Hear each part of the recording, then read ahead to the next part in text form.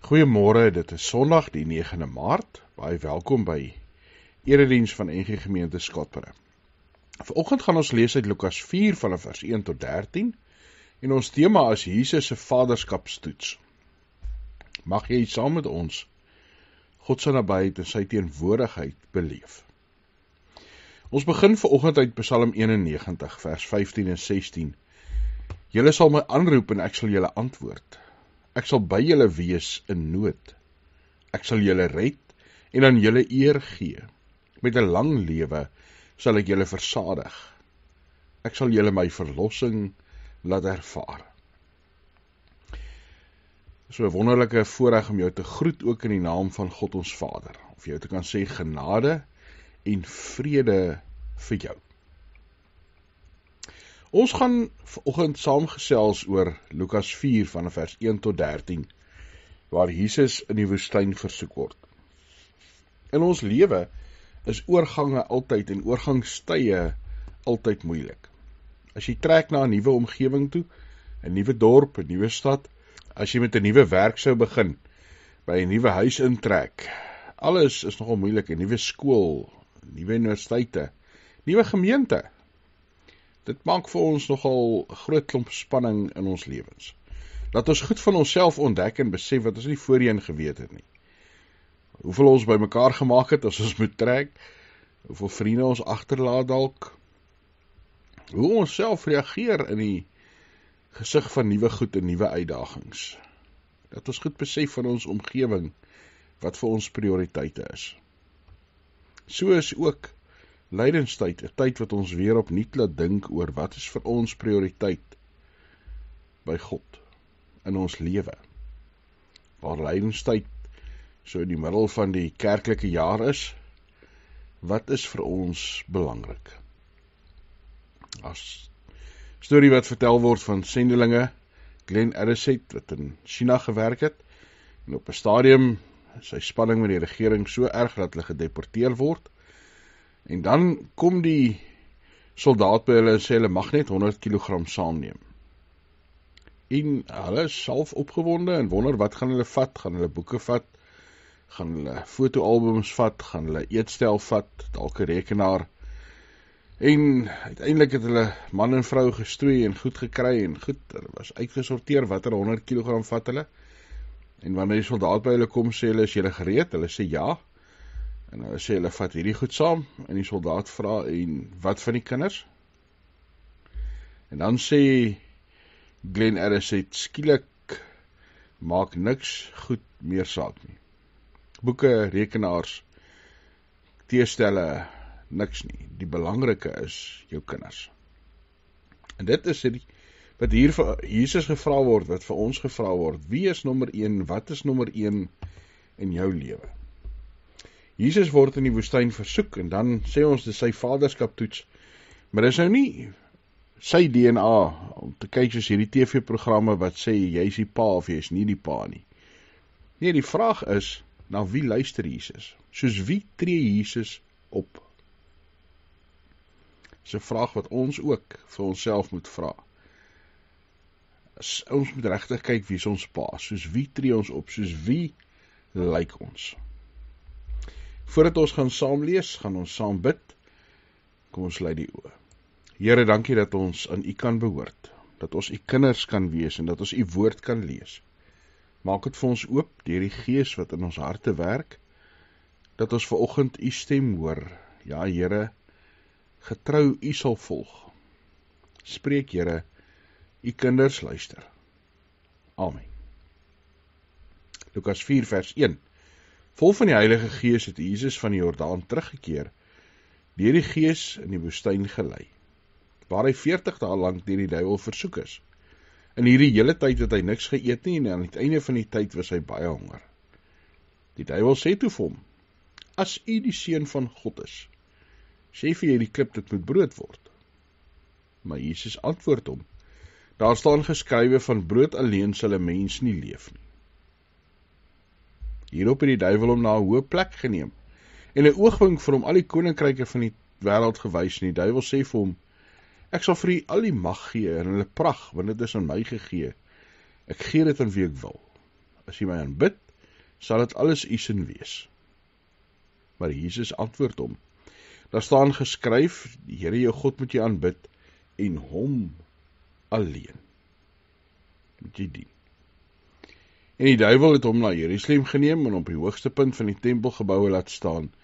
Toe sê hy vir hom, as jy die seun van die God is, spring af. Daar staan immers geskryf, hy sal engele opdrag oor jou gee om jou te beskerm. En op jou hande sal hulle jou dra, sodat jy nie dalk teen 'n klip jou voet stamp nie. Maar Jesus antwoord hom, die skrif sê ook, jy mag die Here jou God nie versoek nie. Die duiwel het nadat hy met al hierdie versoeking klaar was, vir 'n tyd lank van Jesus af weggebly. Jesus se vaderskap toets. Jesus gaan woestyn toe. Net na Jesus se doop is hy in die woestyn, waar hy tyd spandeer saam met God, voordat hy sy nuwe bediening uiteindelik begin. Daar het hy gevas en sy versoek deur Satan, dat hy daar ook opnuut met God tyd spandeer het. Nou, interessant in die Bybel is 40 baie keer 'n simbool van 'n oorgangstyd, 'n reinigingstyd.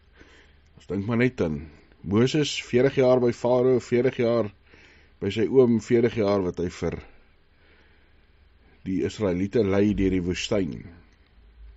Die Israeliete, 40 jaar in die woestyn. Baie profete, 40 dae.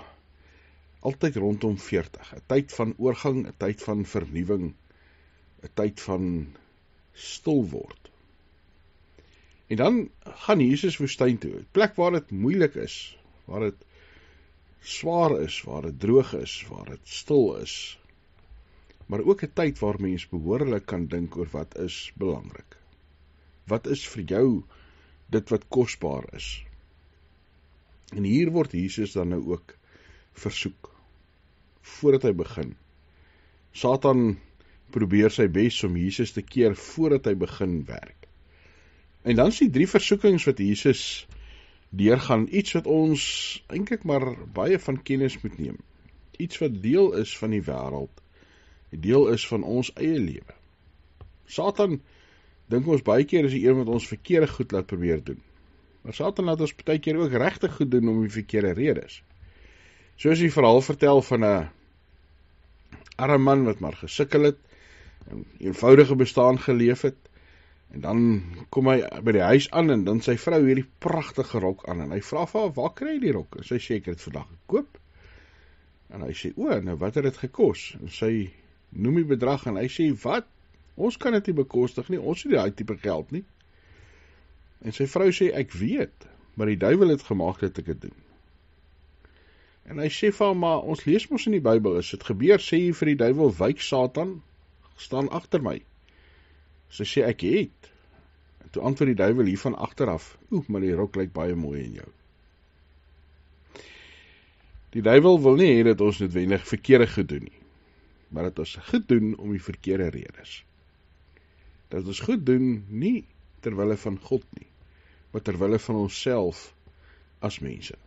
Die duiwel versoek nie vir Jesus om iemand se beursie te steel, of iewers met belasting te kroek, of met sy buurman te begin beklei nie. Net voor die versoeking in die woestyn is Jesus gedoop. Het God kom sê, dit is my geliefde seun. Die duiwel versoek Jesus om sy doop te ignoreer, om te ontken dat hy seun van God is, om te ontken dat hy die kind van sy hemelse Vader is. Hierdie 3 versoekings, klippe wat met brood word, vir die afspring en aanbidding, is nie net verleidelike goed om verkeerde goed te doen nie, maar is om iemand anders te wees, as wat Jesus wel is. Ons word ook geroep, om van ons identiteit as kinders van God te leef. En dis wat versoekings baie keer doen, dat ons as mense leef, nie as kinders van God nie.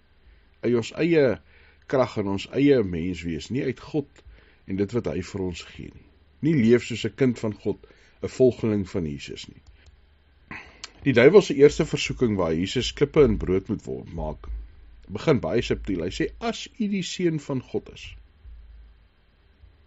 Hy probeer Jesus hier heuning om die mond smeer en sê, maar jy is mos nou almagtig. Jy is seun van God. kom verander hierdie klippe in brood, want jy is honger, en dis 'n eenvoudige, maklike oplossing. Die versoeking wat Satan hier vir Jesus stel, is om materiële behoeftes bo geestelike waardes te stel. Om dit wat ons nodig het, ons materiële goed, of ons dink ons nodig het, te stel bo ons verhouding met God, en dit belangriker te maak. Om te sê, maar, kom ons vat 'n kortpad, eenvoudige antwoord vir ons probleme, kortpad oplossing, eerder as om God te vertrou. En daarmee saam ook jou eie mag te gebruik vir jou selfsugtige redes en begeertes. Dit is maar baie keer wat in die wêreld ook gebeur nie, dat mense hulle mag misbruik, dat mense hulle materiële behoeftes bo geestelike behoeftes stel, dat mense leef net vir die nou, en nie vir die groter prentjie van God nie. Satan versoek Jesus hier, jy's honger, maak hierdie klippe kos, so eenvoudig soos dit. En dan antwoord Jesus ook vir Satan, baie eenvoudig uit die Bybel uit. Van brood alleen sal 'n mens nie leef nie. Daar's iets wat belangriker is, wat groter is, as dit wat Satan nou hierso voor Jesus kom neersit en vir hom kom sê, maar bevredig net hierdie behoefte nou gou. Die tweede versoeking wat Satan oor Jesus se pad bring, gaan oor aanbidding. Waar Satan van hom sê, aanbid my, en dan gee ek vir jou al hierdie goed, al hierdie koninkryke, maklik, vinnig. Dit gaan oor die versoeking van mag en status. Om mag en status te gaan nastreef ten koste van ons integriteit van wie ons is. Dit gaan daaroor dat ons baie keer kompromieë aangaan wat nie waar is en wat ons nie moet doen nie, om ons geloof en ons waardes te kompromiteer vir aardse voordele. En dat Jesus hier dalk aanbidding van ander goed sou sit in die plek van aanbidding van God. 'n Kitsoplossing, kort pad, maklike pad na sukses toe. Dis wat Satan hier vir Jesus aanbied. 'n Eenvoudige oplossing, jy hoef nie deur die kruis te gaan nie. Alles is sommer so maklik. En dan sê Jesus vir hom, nee. God alleen moet jy aanbid. Hom alleen moet jy dien. Dan kom die derde versoeking wat Satan oor Jesus se pad bring. Hy vir hom sê, man, spring af. God sal jou red. God sal jou veilig vashou. En dit gaan nou oor dat ons baie keer onnodiglik vir God wil toets en vir God wil uitdaag. God se getrouheid bevraagteken. Dalk gaan dit oor indrukwekkende dade te kan doen om mense se aandag en sensasie so te kry. Dalk gaan dit oor so eenvoudig soos die vreeslike woord van vermetelheid. Om onverantwoordelike risiko's te neem en dan vir God te verwag hy moet jou red. Om onverantwoordelike goed te doen en dan vir God kwaad te wees as ons seer kry of goed nie uitwerk soos ons dit uiteindelik wil hê nie. Satan wil hier vir Jesus in die posisie sit waar hy God onnodiglik uitdaag. En dan antwoord Jesus weer eens vir Satan en sê vir hom, jy mag die Here jou God nie versoek nie. Moenie gaan skoor soek nie, moenie gaan moeilikheid maak waar daar nie moeilikheid is nie. En tog doen ons dit, is dit wat Satan ons uitdaag om te doen. Hierdie 3 versoekings waarsku mense om te onthou dat ons na God se beeld geskep is. Maar ons moenie probeer God speel self nie. Daar is net een God. Daar is net een God wat die wêreld in sy hande hou, aan wie ons uiteindelik gehoorsaam moet wees in ons lewens. Wat maak ons hiermee in 2025? Hoe leef ons nou daarmee?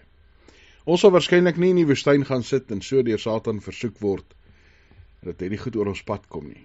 Maar wanneer die lewe vir ons moeilik raak, wanneer ons oorgangstye beleef, wanneer ons uitdagings beleef, kan ons maklik in versoekings verval. Kan ons maklik selfde soortgelyke versoekings oor ons pad kry, wat ons maklik kan laat struikel en val. As ons eie nood boog ons geestelike nood met God stel, as ons onmiddellike antwoorde wil hê, as ons selfsugtig optree, as ons mag en status nastreef, as ons die verkeerde goed aanbid, as ons geloof verkeerd gebruik, en eintlik maar vermetel is teenoor dit wat ons van God verwag. As ons God onnodig gaan toets en uitdaag. Daar word vertel van Thomas Long, hy was 'n professor in teologie, en hy het vertel in sy matriekjaar het hy 'n klein rolletjie gehad, hulle as matriek se toneelstuk opgevoer, en hy sê hy kan nie regtig veel van die toneelstuk onthou nie, behalwe die juffrou wat dit aangebied het, sy wat regtig moeite gedoen het, haar eerste jaar by die skool opgewonde, en baie tyd ingesit, baie ure by die skool. Hy sê hy self het nie 'n groot rol gehad nie, hy was die klankman hier agter die skerms. En hy sê almal het hard geoefen, en toe sy die openingsaand, familie en vriende, die saal vol gesit, en die eerste bedryf van die toneelstuk het wonderlik geloop, dit was 'n komedie, almal het lekker gelag en het geniet. En toe begin die tweede deel, tweede bedryf, en een van die akteurs vergeet sy woorde. En hy sê, jy kon dit op sy gesig sien, en toe het sy beurt is, hoor hy, of kan hy niks woorde kry nie. Die res van die gehoor het dit nie dadelik besef nie, en almal was verlam. En dan sê Thomas, hy staan langs die onderwyseres wat die toneelstuk gereël het, en sy leun vorentoe om die eerste woorde in die ou se oor te fluister, dat hy kan begin praat. En toe begin hy praat, maar dit was nie wat hy moes sê nie. Maar dit was snaaks en die gehoor bulder van die lag. En toe is hierdie jong seun aan 'n rol, soos hulle sal sê. En hy sê sommer net nog iets impromptu, maar dit is nie so snaaks soos die eerste keer nie. En die ander akteurs wil reageer, maar hierdie ou is toe nou skielik buite beheer en met sy eie toneelstuk besig. Hy is toe nou een man komedie op sy eie, en die hele toneelstuk disintegreer. En vinnig snap die mense wat aangaan. En dan begin hulle lag eerder uit senuweeagtigheid, as wat hulle lag oor dit so snaaks is.